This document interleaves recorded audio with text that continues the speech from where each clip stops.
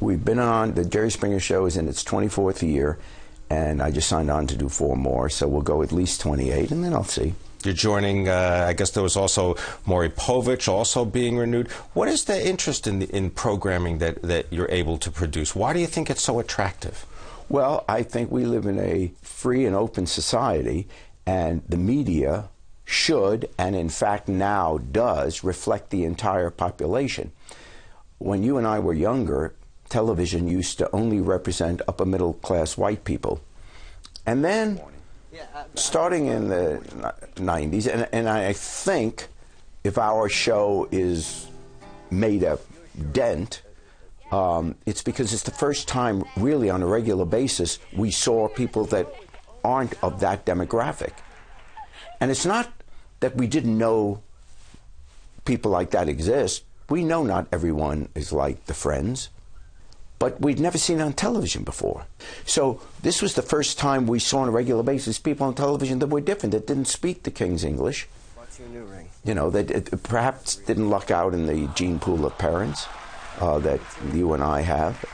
But they're just like us. We're just not used to seeing them on television. But they really are just like us. That's what I've learned in 24 years doing this show. You know, you could take the most successful person ever in America, let's say now. Let's say it's Bill Gates, just to pick out a name. If Bill Gates had been born in Ethiopia, he'd been dead by the age of 5. So this notion that I made it, why can't they, is such a fallacy. 99% of what we are, we had nothing to do with. There's not one person that had anything to do with the decision to be born, to whom you'd be born, with what kind of brain, what kind of health, in what era, in what country, what environment. You had nothing to do with that. And that, more than anything else, is what's given you the opportunity to have the life you have. So when we see people that aren't doing so well or don't speak as well as we do or use the F word and all that kind of stuff, they're not less than us. They want to be happy just like we do.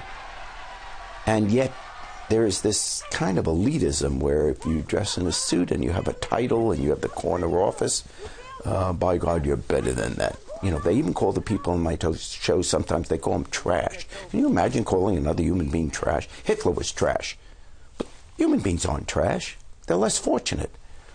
And I think if we had that realization that, whoa, how lucky am I, you know, we'd be much more compassionate as a society, much more caring, much less divided.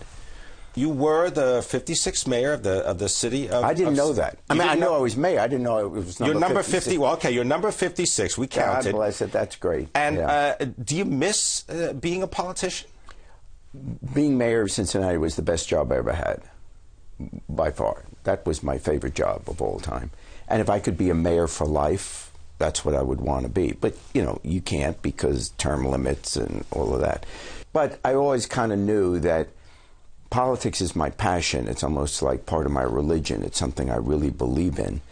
And I always knew I would make my living doing something else because I didn't want to compromise my politics with the necessity of winning the next election because I have to put food on the table for my family. So if I can keep those two things separate, in other words, I make my living being in show business, but on my own time or time that I put aside every week, I just do political stuff, raise money, give speeches.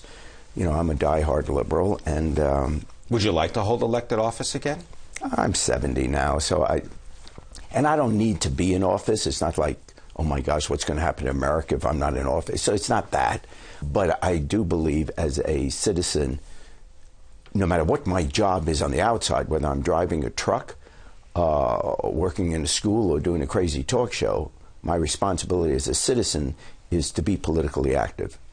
And so that's just something that was ingrained in me as a child. And you mentioned being a child, and I got to remark that in looking up your biography, you were born in a London tube station, right? Yeah. You were in a Highgate tube station. Yes. How did that come to be? And there's not even a little plaque there. Say, well, because I was born during the war, and women in their it wasn't so strange because women in their 9th month living in London spent their evenings, spent their nights in subway tunnels, subway stations, because those were the bomb shelters.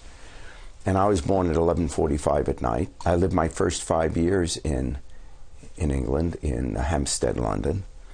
And then when I found out I couldn't be king, we came to America. You know? So how many Jerry Springers are there now? You've got talk shows, you've got dramatic roles that you've fulfilled on TV, in film. You are the subject of an opera. Yeah, that would make my mother proudest. Okay. You know, Gerald, you got culture. You're an opera. Who's the Jerry Springer today? How many of them are there all going at once? No, there's only one. But I'm like virtually everybody else. You know, when I'm on a crazy talk show, I talk differently than I do when I'm giving a political speech because the subject matter is different. So I'm just one person with lots of interests.